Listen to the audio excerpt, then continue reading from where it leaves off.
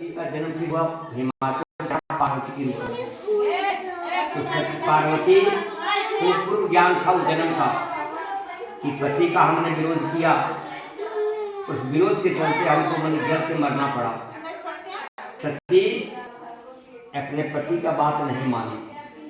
शंकर जी बार बार समझाए सती को कि सती तुम जो शंका कर रही है कि नारी के लिए रोते चढ़ रहे जंगल में रहा हूँ, तो मनुष्य का ये काम है, देवता का काम नहीं है। कि जो रोते रोते सबसे पूछ रहे पेड़ से, पहाड़ से, पत्थर से, पत्थर से, पक्षी से कि तुमने कहीं सीता को देखा, तो क्या मनुष्य ऐसा कर सकता, देवता ऐसा कर सकता है? देवता नहीं, ये मनुष्य है। हम परीक्षा इसका लेंगे जरूर। शंकर जी बहुत समझाए कि किसी तरह सती नहीं माने, और जब सती नहीं मानी तो शंकर जान गए कि होनी बड़ा प्रबल है, तो बैठ गए पेड़ के नीचे कि जाओ तो परीक्षा लो। तो जिस रास्ते से राम और लक्ष्मण आ रहे थे, बीचे रास्ता में सीता का रूप बना करके बैठ गई, घोघट घोट पूरा टान करके सती सीता का रूप बनाई। और जब वो बैठ गए तो सबसे पहले लक्ष्मण जी ने देखा, यदि तो सती माँ बैठी है सीता को बना करके, लेकिन डर के कुछ बोले नहीं। डर लक्ष्मण जी कुछ नहीं बोले। भगवान राम आगे आए, माँ जगह में क्या कर रही है, तुम अकेली खाए, शंकर जी कहाँ है? तो यदि आदमी का खोल पट्टी खोले तो उसको कैसा बुझाएगा? तो सती का जो इस मैंने हवा सुनूंगा कि बाप कोई पहचान गए है ना, तो सती जो है सो भयभीत हो गई, डरा गई मन में बहुत, और डरने के बाद वो आंख डर से बंद कर ली। तो क्या देखती है कि चारों तरफ राम लक्ष्मण सीता बैठे हुए हैं और सब देवता सेवा कर रहे हैं। सती वहां से उठ के गई शिव जी के पास। शिव जी पूछे कि सती परीक्षा ली कि वहीं चली आई? तो देखिए रामायण में लिखा है कि देखो अधम नारी स्वभाव, जननी थी वो, भगवती थी, आदि शक्ति थी, लेकिन वहां भी सीधा झूठा बोल गई। क्या झूठा बोल गई? जब शिव जी पूछे तो सती सीधा कहती है कि दक्षुण परीक्षा लेने गोसाई, इन प्रणाम तुम्हारे ही नाई की, प्रभु कोई परीक्षा नहीं लिए, प्रणाम करके लौट के चले आए हो।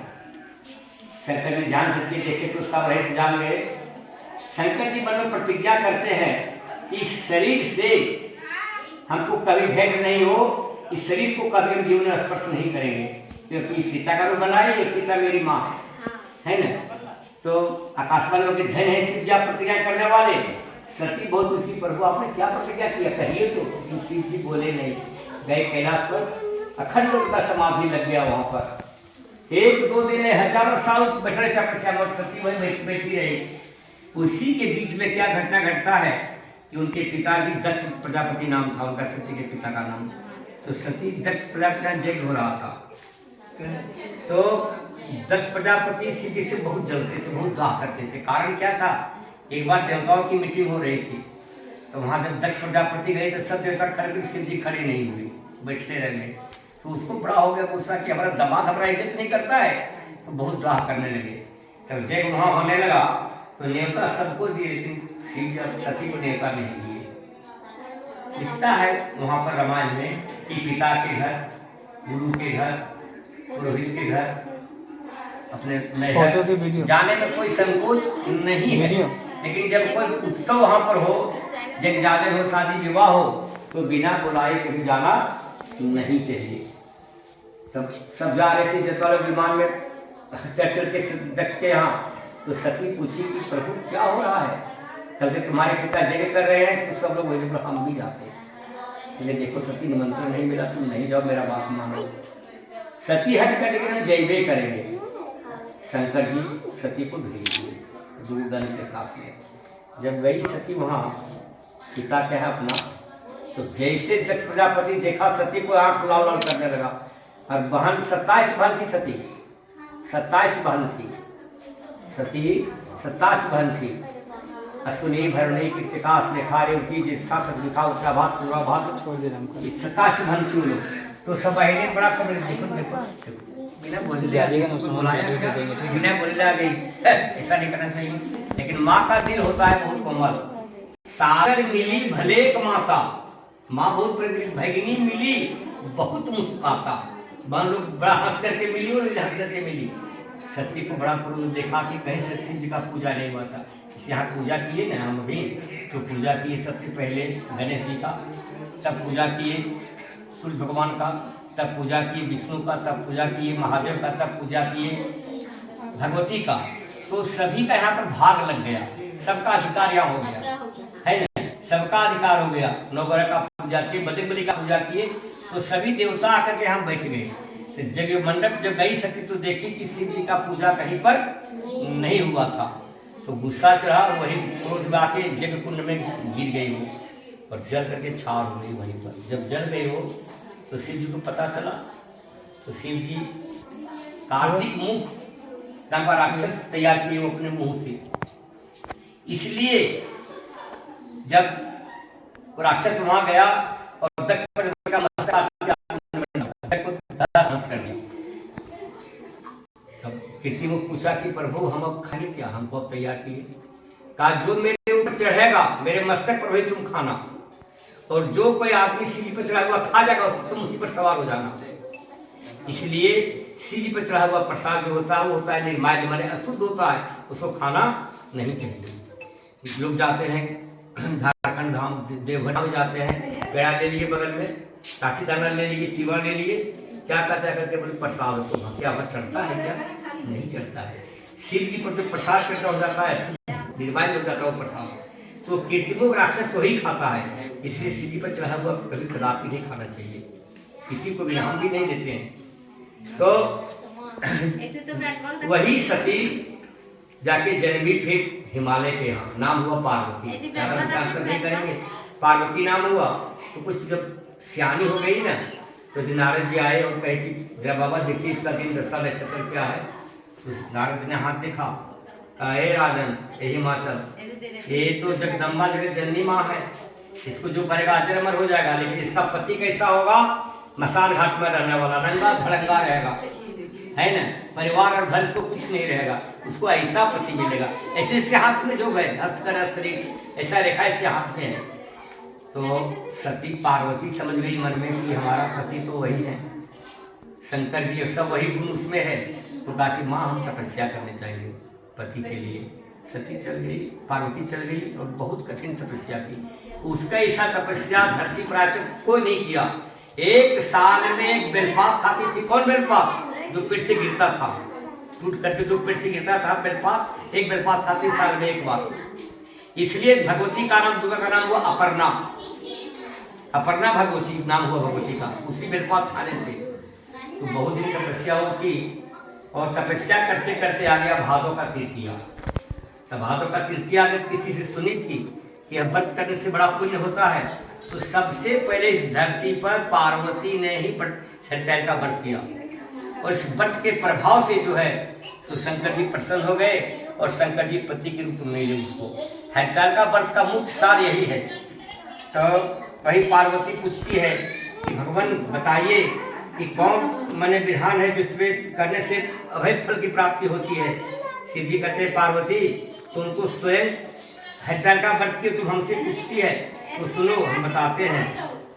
शिव जी का कि भारत में जैसे नक्षत्रों में चंद्रमा, नक्षत्र तो आकाश में बहुत सा है, जब चंद्रमा उग जाते हैं तो सब नक्षत्र का प्रकाश जो है धीमा हो जाता है। देखिएगा पूर्णमासिक दिन तारा बहुत कम दिखाई देगा, है ना। तो जैसे ग्रहों में चंद्रमा, जैसे सूर्य, वर्णों में ब्राह्मण, देवताओं में विष्णु भगवान, नदियों में गंगा, पुराणों में महाभारत, वेदों में सामवेद, इंद्रियों में मन श्रेष्ठ सत्य होता है। उसी प्रकार से ये हरिताल का व्रत सभी व्रतों से श्रेष्ठ हरिताल का व्रत है। सब व्रत का राजा हरिताल का व्रत है। हरा हरिताल का नाम का है वो हरा, अभी खेती बाड़ी होता है, धरती हरी भरी हो जाती है, तो इसलिए इसका नाम पड़ा हरिताल का व्रत। तो पार्वती कहा कि भगवान हमको सारा विस्तार से बताइए। नाना प्रकार के पक्षी और अनेक प्रकार के पशु उस पर निवास करते हैं, जहाँ शिव जी रहते हैं वहाँ पर, और वहाँ जो भी जाते हैं पशु पक्षी जीव जंतु जहाँ शिव जी का वास है कैलाश पर, वो सभी, यदि बाघ भी वहाँ गया तो नहीं खाता है मार करके पशु को। वहाँ सारा का विचार उत्तम हो जाता है एकदम। तो पार्वती बाल्याकाल में ही बड़ी तपस्या की और 12 वर्षों तक उल्टी पैर पर खड़ा रही, केवल धुआं पी के रही। 64 वर्षों तक सूखे पत्ते खाकर रही। माघ मास में माघ मास में जो है पार्वती जल में बैठी रहती थी ठंडा के दिन में, और बैसाख और जेठ महीना में चारों आग लगाकर के बीच में बैठती थी। इसको कहते हैं पंचाग्नि, अग्नि पंचाग्नि होता है। तो श्रावण के महीने में जल बरसता तो भूखी प्यासी रहकर मैदान में बैठी रहती। इस प्रकार से हे पार्वती तुमने बड़ा कष्ट सहा, और तुम इतनी कष्ट सहने के बाद में शिव जी तुम्हारे पास नारद जी गए और अब हत्याका व्रत का पूरा विधि विधान बताए, और तो बड़े विधि विधान से जो है तो हत्याका व्रत को की, और उसी व्रत के प्रभाव से हम तुमको पति रूप में मिले। हत्याका व्रत में इतना प्रभाव है, जिसका विवाह नहीं होता है, यदि व्रत करे कुमारी कन्या तो उसका विवाह हो जाएगा निश्चित है एकदम। कुमारी कन्या भी ये व्रत कर सकती है, ऐसा नहीं कि केवल सौभाग्यवती स्त्री करती है, सो नहीं, कुमारी कन्या भी इस व्रत को कर सकती है। जिसका विवाह नहीं होता है, परेशान हो जाता है, बेचारा थक जाता है, इस व्रत को करे उसका विवाह हो जाएगा। और हाँ, कुमार लड़की भी बने इस व्रत को कर सकती है पति के लिए, पति कामना से, क्योंकि पति कामना से पार्वती शिव व्रत की थी सबसे पहले उसी प्रकार से।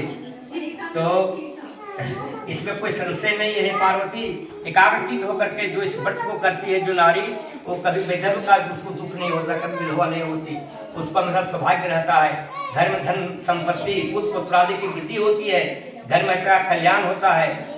इसलिए हे पार्वती तुमने जो व्रत किया उसका उत्तम फल तुमको मिला।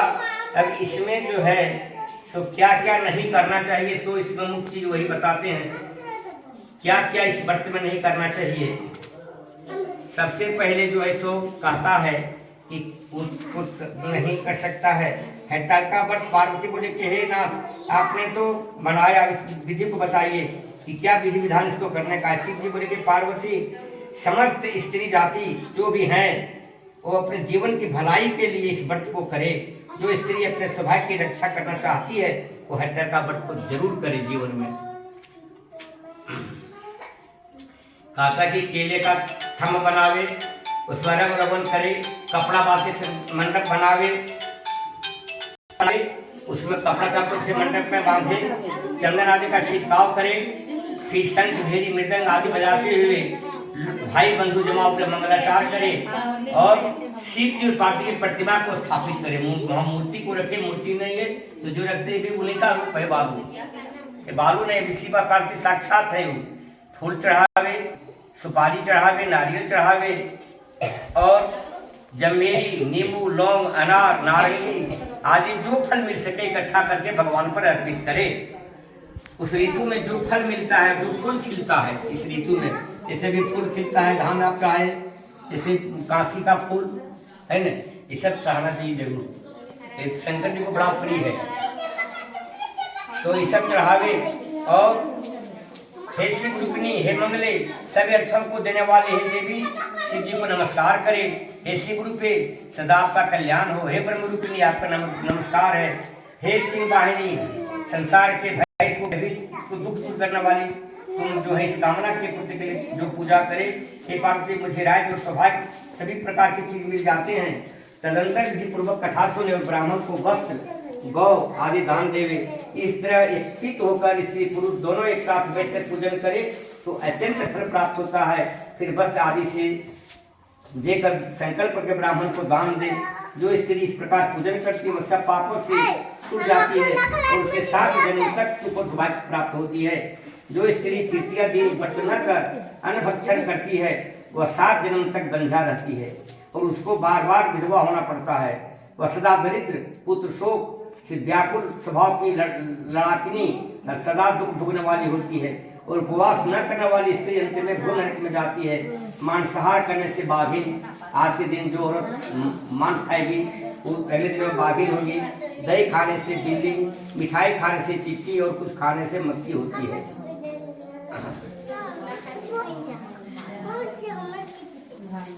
तीज को अन्न खाने से सुपुरी, आज के दिन जो अनाज खा जाएगी स्त्री वो सुपुरी होती है जन्म में। फल खाने से बंदरिया, पानी पीने से जोंक, दूध पीने से सांपिन, उस रोज सोने से अजगरी और पति को धोखा देने से मुर्गी होती है। इसलिए सभी स्त्री व्रत को अवश्य करें। दूसरे दिन सुवर्ण, चांदी, तांबा अथवा बांस के पात्र मन भर ब्राह्मण को दान दे और पारण करे। जो स्त्री इस प्रकार व्रत करती है वह मेरे समान पति पाती है, और जब मरती है तो उसको वैकुंठ वास होता है। उसे सब प्रकार के संसारिक भोग और शारीरिक मुक्ति मिलती है। इस हरितालिका की व्रत तथा मत्स्य लेने से प्राणी को 1000 सुमेघ यज्ञ का फल प्राप्त होता है। हे देवी, मैंने इस सब व्रतों को उत्तम व्रत हरितालिका बताया। इसको करने से सभी प्राणी सुखी होते हैं, इसमें कोई संशय नहीं है। यही हरितालिका व्रत है। मुख्य रूप से इसमें जो है सो मैंने खाना नहीं चाहिए, जागना चाहिए, और जो जो बताए इसकी विधि भक्षण करना चाहिए, और इसमें अच्छे फल की प्राप्ति होती है। जन्म सफल हो जाता है मनुष्य का शरीर, और सब प्रकार के जो 3 तरह के पाप होते हैं, कायिक वाचिक मानसिक पाप जो छूट जाता है, और मन में कभी राग और द्वेष नहीं आता। व्रत करने से मन की शुद्धि होती है, शरीर शुद्ध होता है, घर द्वार परिवार शुद्ध होता है। इसलिए एकाग्रचित्त होकर के सभी स्त्रियों को चाहिए कि यथासंभव इस व्रत को करे। इस व्रत का बहुत बड़ा महत्व है, बहुत बड़ा फल है। इसलिए हरितालिका व्रत जितने भी सौभाग्यवती स्त्री हैं उसको अवश्य करना चाहिए। एक बार